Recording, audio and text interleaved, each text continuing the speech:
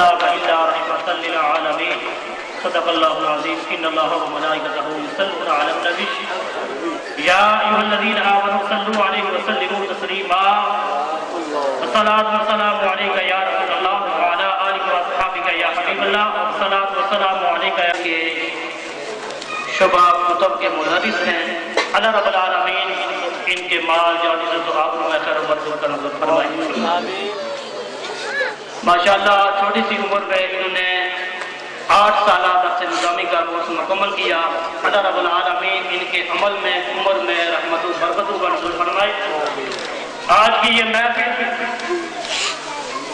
بڑی دیر سے جاری ہے جلوس کی شکل میں آپ لوگوں نے سرکار مدینہ والی کائنات جناب محمد رسول اللہ صلی اللہ علیہ وسلم کا میلاد منایا مبارکباد کے مستحق ہے محترم محمد مشتاق صاحب جنہوں نے آج سرکار کا جشن سجایا میں دعا کرتا ہوں کہ اللہ رب العالمین مشتاق صاحب کے گھر کو آباد فرمائے ان کی نیک تمناؤں کو پورا فرمائے جہاں اللہ کا ذکر ہوتا ہے اللہ کے محبوب کا ذکر ہوتا ہے وہاں اللہ رب العالمین اپنی رحمتوں برکتوں کا نزول فرماتا ہے مختصر میں 1-2 باتیں آپ کے سامنے کرنا چاہتا ہوں نہ میں اتنا بڑا مقرر نہ عالم لیکن 2 باتیں جو کرنا چاہتا ہوں یہ آپ لوگوں کو سبق دینا چاہتا ہوں کہ آج لوگ اہل سنت پر انگلی اٹھاتے ہیں اور اہل سنت وہ ہیں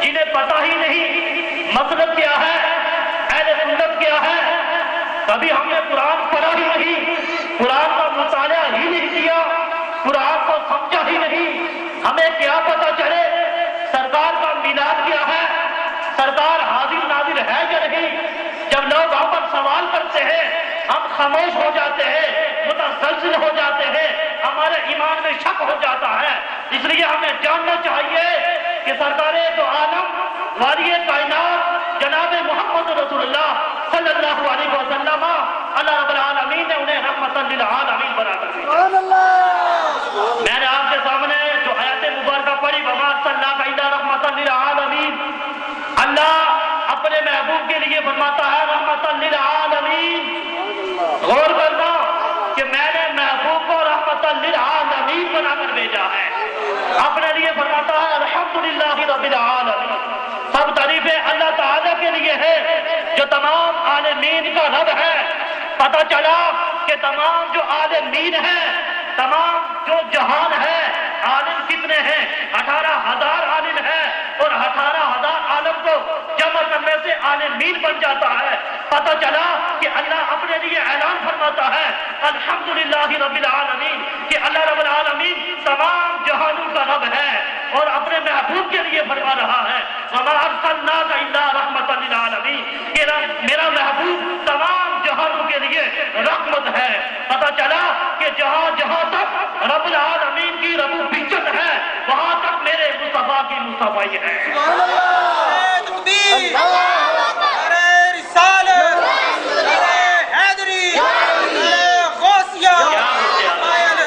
اللہ آج لوگ سوال کرتے ہیں کیا حضور حاضر ناظر ہے اللہ نے یہ نہیں فرمایا کہ میں نے عالم کے لیے بھیجا عالم کہتے ہیں جاننے والے کو علم رکھنے والے کو عالم کہتے ہیں جہان کو اللہ نے یہ نہیں فرمایا کہ میں نے صرف ایک عالم کے لیے بھیجا بلکہ اللہ فرماتا ہے وما ارسلناک الا رحمت للعالمین کہ میں نے محبوب کو تمام عالمین کے لیے رحمت بنا کر بھیجا ہے پھر ہمیں ماننا پڑے گا قرآن کا فیصلہ ہے کہ میرے آقا میرے اور آپ کے آقا جناب محمد رسول اللہ ہر عالم کے لیے رحمت بن کر آئے گے جب ہم قرآن پڑھیں تو ہمیں پتہ چلے حاضر ناظر ہے یا نہیں یہ قرآن کا فیصلہ ہے کہ اللہ فرماتا ہے اپنے لیے فرماتا ہے الحمدللہ رب العالمین کہ اللہ تمام جہانوں کا رب ہے اور اپنے محبوب کے لیے فرماتا ہے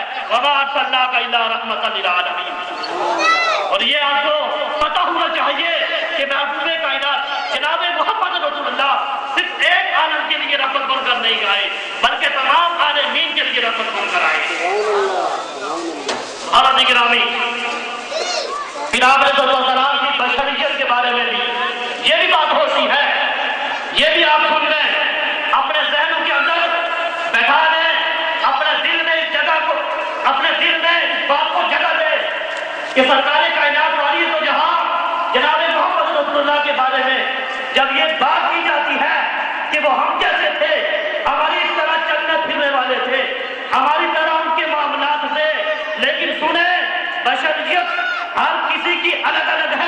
قرآن مجید بشریت کی 4 اقسام بیان کر رہا ہے. کتنی اقسام؟ 4 اقسام بیان کر رہا ہے. ایک ہے حضرت آدم علیہ السلام کی بشریت کہ اللہ رب العالمین نے حضرت آدم کو مٹی سے بنایا. یا آپ سنتے ہیں نا کہ اللہ نے آدم کو مٹی سے بنایا. آدم علیہ السلام کی اور ہماری بشریت ایک ہوئی نہیں. آدم کی بشریت اور ہے، ہماری بشریت اور ہے. کیوں کہ اللہ نے آدم کو مٹی سے بنایا اور ہمیں ایک بندے لوتھڑے سے پیدا کیا. پتا چلا کہ ہماری بشریت اور حضرت آدم علیہ السلام کی بشریت میں فرق ہے. اسی طرح حضرت عیسیٰ علیہ السلام روح اللہ کہا جاتا ہے. اللہ نے جبریل کی پھونک سے پیدا بنائے. سبحان اللہ سبحان اللہ. ایک حضرت آدم علیہ السلام کی پیدائش ہے، ایک حضرت آدم علیہ السلام بشر ہے کہ اللہ نے مٹی سے بنایا. ایک ہماری بشریت ہے کہ ہمیں ایک لوتھڑے سے بنایا. ایک عیسیٰ روح اللہ علیہ السلام کی بشریت ہے جو جبریل کی پھونک سے بنے. ایک میرے اور آپ کے آقا جناب محمد رسول اللہ کی بشریت ہے اور آپ علیہ السلام کی ایسی بشریت ہے نہ آپ کا کوئی مثل بن سکا اور نہ قیامت تک بن سکے گا. آپ علیہ السلام بشر تو ہے، بشریت کا لبادہ اڑ کر تو آئے لیکن وہ ہم جیسے نہیں تھے.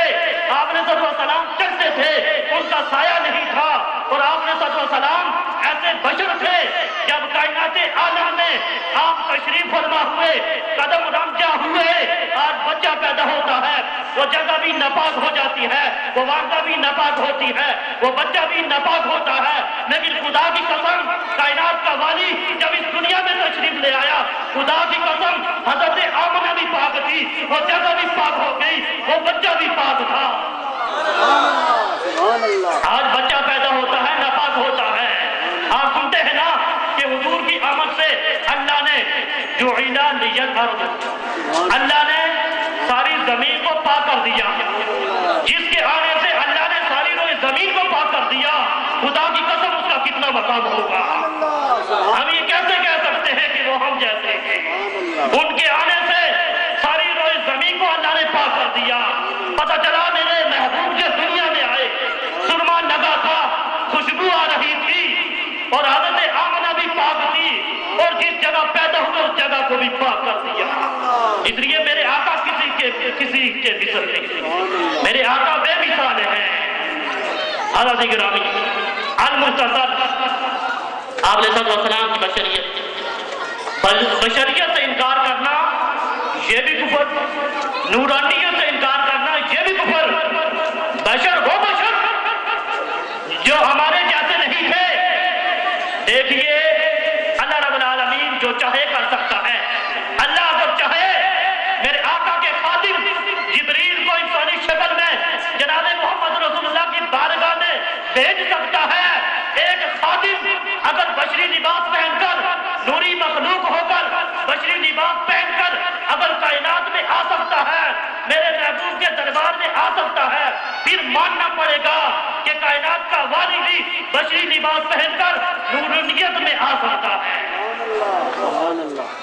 حقیقت تو نور ہے، بشریت کا لبادہ اوڑھ کر آئے. لیکن بشر، ہم تو کہتے ہیں کہ بشریت میں آئے لیکن حقیقت میں نور تھے.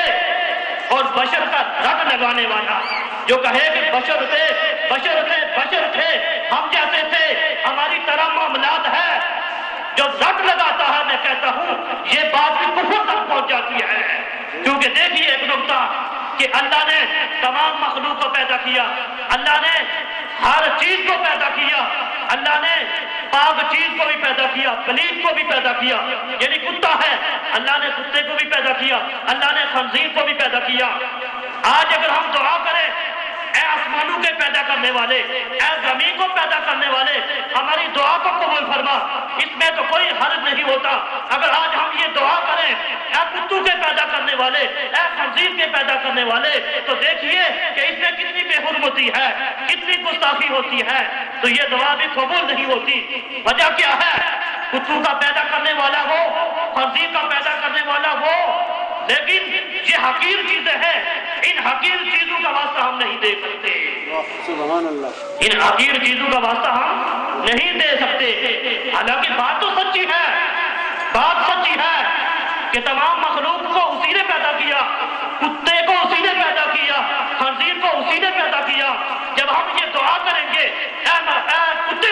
کرنے والے، اے خنزیر کو پیدا کرنے والے، ہماری دعا کو قبول فرما، یہ توحید کے زمرے میں آ جائے گا۔ اسی طرح علماء کرام فرماتے ہیں اگر کوئی بشر کی رٹ لگاتا ہے وہ تو بشر کا لبادہ پہن کر آئے، لیکن ہماری طرح وہ بشر نہیں، لیکن جو بشریت کی رٹ لگاتا ہے، جو بشر بشر کہتا ہے، جو اپنے جیسا کہتا ہے، یہ بات اس کی بھی کفر کی حد تک پہنچ جاتی ہے۔ بے شک۔ تو حضرت گرامی، ٹائم مختصر ہے، آپ کے وزیر صاحب بھی بیٹھے ہیں، انہوں نے بھی حضرت ولی ہیں۔ اللہ رب العالمین ہم سب کا یہاں جمع ہونا، دور و نزدیک سے آنا اپنی بارگاہ دل و قبول و منظور فرمائے۔ تو نبی علیہ السلام کے ساتھ جس کا رشتہ قائم ہو جاتا ہے، جس کا تعلق قائم ہو جاتا ہے، جس کی نسبت ہو جاتی ہے، پھر کیا ہوتا ہے؟ وہ گناہگار نہیں ہوتا، نیکوکار بن جاتا ہے۔ اللہ اکبر۔ اور ایسی محبت، ایسا عشق ہونا چاہیے جو صحابہ کا عشق تھا۔ قربان جاؤں، ایک واقعہ آپ کے سامنے پیش کرتا ہوں۔ محبت اور عشق تھا کہ صحابہ کس طرح نبی علیہ السلام کے ساتھ محبت فرمایا کرتے تھے۔ حضرت سیدنا صدیق اکبر رضی اللہ عنہ کتنے محبت رکھتے تھے، کتنا عشق رکھتے تھے کہ جب بھی اعلان ہوتا حضرت سیدنا صدیق اکبر گھر میں جھاڑو دے کر مار والی کائنات کی بارگاہ میں پیش کر دیا کرتے تھے۔ عمر فاروق جو بھی گھر میں ہوتا نبی کی بارگاہ میں پیش کر دیا کرتے تھے۔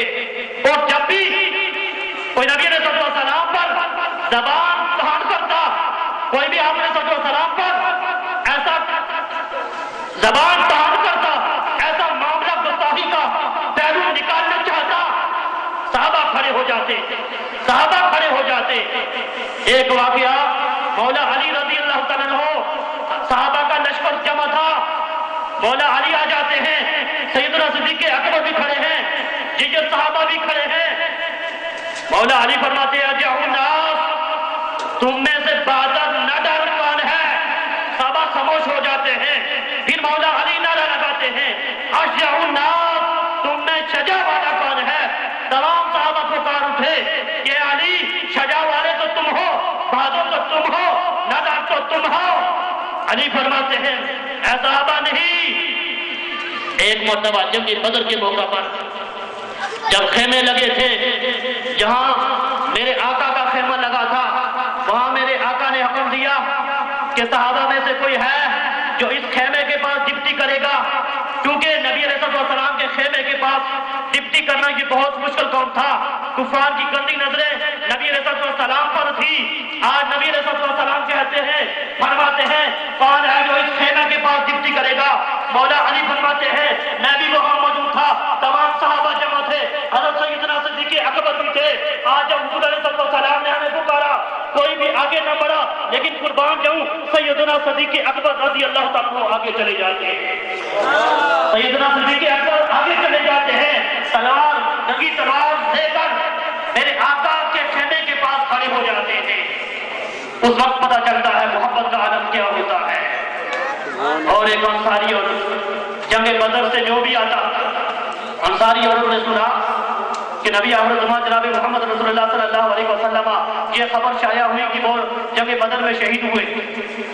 وہ انصاری عورت تڑپ جاتی ہے، وہ محبت سے تڑپ جاتی ہے، باہر گلی میں کھڑی ہو جاتی ہے۔ جو بھی گراں جنگ بدر سے آتا ہے، جو بھی جماعت آتی ہے، ان سے پوچھتی ہے ارے مجھے بتا میرے آقا کا کیا حال ہے، میرے آقا کیسے ہیں؟ کوئی کہتا ہے تیرا باپ شہید ہو چکا ہے، وہ کہتی ہے مجھے کوئی پرواہ نہیں۔ کوئی کہتا ہے تیرا خاوند شہید ہو چکا ہے، وہ کہتی ہے مجھے کوئی پرواہ نہیں۔ کوئی کہتا ہے تیرا بھائی شہید ہو چکا ہے، وہ کہتی ہے مجھے کوئی پرواہ نہیں، مجھے بتا میرے آقا کا کیا حال ہے۔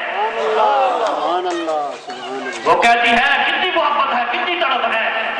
وہ کہتی ہے اگر خاوند شہید ہو چکا کوئی فکر نہیں، بھائی شہید ہو چکا کوئی فکر نہیں، باپ شہید ہو چکا کوئی فکر نہیں، نہ بھائی سے بہارے ہیں، نہ خاوند سے بہارے ہیں، نہ باپ سے بہارے ہیں۔ اگر بہارے ہیں تو کائنات کے والی سے بہارے ہیں۔ اس لیے مجھے بتاؤ میرے آقا کیسے ہیں۔ صحابہ فرماتے ہیں آقا سلامت ہے۔ پھر آپ کرتی ہے کہ مجھے لے چلو، میرے آقا کی بارگاہ میں مجھے لے چلو، میں اپنے آقا کا دیدار کرنا چاہتی ہوں۔ صحابہ اس عورت کو لے کر نبی کی بارگاہ میں چلے جاتے ہیں۔ وہ عورت نبی अलैहिस्सलाम का जब दीदार करती है तसल्ली बख्श हो जाती है। सुभान अल्लाह, सुभान अल्लाह। मोहब्बत तो उनकी थी, नारे तो उनके थे, अकीदत तो उनकी थी। अल्लाह रब्बुल आलमीन उन जैसी मोहब्बत हमें भी अता फरमाए। अल्लाह रब्बुल आलमीन सहाबा जैसा जज्बा हमें भी अता फरमाए। और एक बात कि आज मोहतरम मुफ्ताब साहब ने ये सरकार का जश्न सजाया, अल्लाह रब्बुल आलमीन इनकी नियत को, इनकी मोहब्बत को कबूल फरमाए। लेकिन ये हम सब लोगों का फर्ज बनता है कि साल के बाद ये मौका आता है 12 रबीउल अव्वल का, हमारी हकीकी ईद किस दिन है? ये जो दूसरी ईदें हैं इस ईद के सदके हमें मिली है, बल्कि जो कुछ भी हमें मिला ईद मिलादुन नबी सल्लल्लाहु अलैहि वसल्लम इस ईद के सदका से मिला। लेकिन अफसोस हुजूर अलैहिस्सलाम तो फरमाते हैं ईमान तो उसका मुकम्मल होता है जो अपनी जान से भी बढ़कर मुझसे मोहब्बत करता है, ईमान उसका मुकम्मल होता है। लेकिन देखिए कि आज हम नबी अलैहिस्सलाम कायनात के वाली के साथ कितनी मोहब्बत करते हैं। बेटे की शादी करना होती है, फिर ये नहीं देखते कि हम जायज काम कर रहे हैं, नाजायज कर रहे हैं, फिर ये नहीं देखते कि फजूल खर्ची हो रही है, कितना माल लगा देते हैं, कितने अखराजात हो जाते हैं। लेकिन कायनात के वाली जनाब मोहम्मद रसूलुल्लाह सल्लल्लाहु अलैहि वसल्लम की विलादत बा शहादत का दिन आता है, मुझे अफसोस है कि लोग सोच में पड़ जाते हैं, मस्जिदों में ऐलानात भी होते हैं, सरकार का मिलाद मनाया जा रहा है, सरकार का जश्न मनाया जा रहा है, फिर क्या होता है कोई 10 रुपए देता है, कोई 50 रुपए देता है, कोई 100 रुपए देता है। लेकिन ये मोहब्बत नहीं। मोहब्बत अगर करना चाहते हो तन मन धन सब कुछ राय खुदा पर कुर्बान करना होगी। बेटे की मोहब्बत तो बड़ी है, लेकिन खुदा की कसम ये बेटा कब्र के किनारे तक जाएगा। अजीज और अकारीब की मोहब्बत तो बड़ी है, तो ये रिश्तेदार कब्र के किनारे तक जाएंगे। अगर ये चाहते हो कि दायमी मोहब्बत हमें चाहिए, हमेशा वाली मोहब्बत चाहिए, कब्र के अंदर भी मोहब्बत चाहिए, फिर वाली कायनात के साथ अपना ताल्लुक कायम करें। सुभान अल्लाह, सुभान अल्लाह। ये तमाम जो रिश्ते हैं ये फानी हैं, कब्र के किनारे तक सभी जाएंगे, फिर वापस आ जाएंगे, ये रिश्ते खत्म हो जाएंगे।